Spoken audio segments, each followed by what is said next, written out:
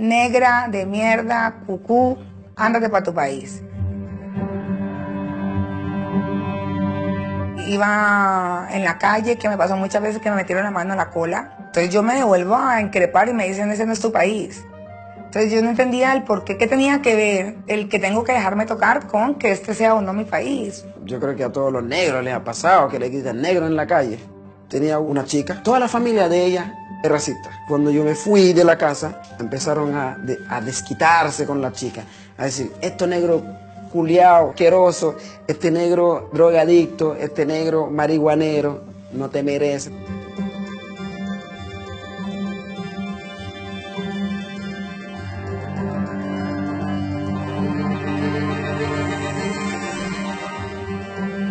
Los peruanos vienen a quitarnos trabajo, los peruanos son cochinos.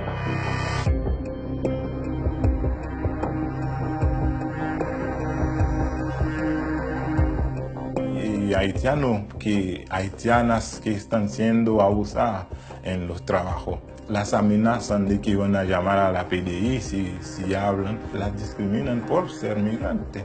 Por ejemplo, haitianos que le dicen, usted trabaja por mí, te doy casa, te doy comida y ya, como que te estoy haciendo un favor.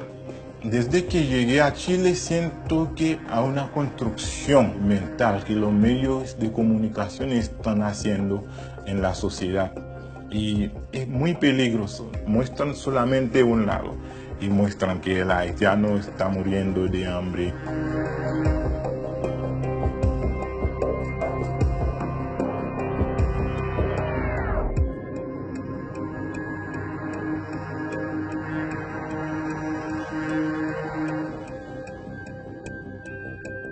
Si tienes un buen apellido, tienes posibilidad de conseguir algo. Si tienes ojos claros, más posibilidades. Si eres blanco, más. Si eres rubio, más. Entonces, a alguien que sea como yo o tenga pinta de indígena, le toca demostrar más lo que tiene por dentro. El chileno tiene que entender de que antes de que el mundo viniera a Chile, Chile ya era emigrante. Y siempre digo, tienen que devolver la mano porque ustedes fueron recibidos en otros países. Lo principal que yo le diría a un discriminador, xenófobo, racista y fascista es que primero deje el miedo, que nadie te va a robar nada, todos somos seres humanos, que todos tenemos sueños y tenemos ganas de una vida.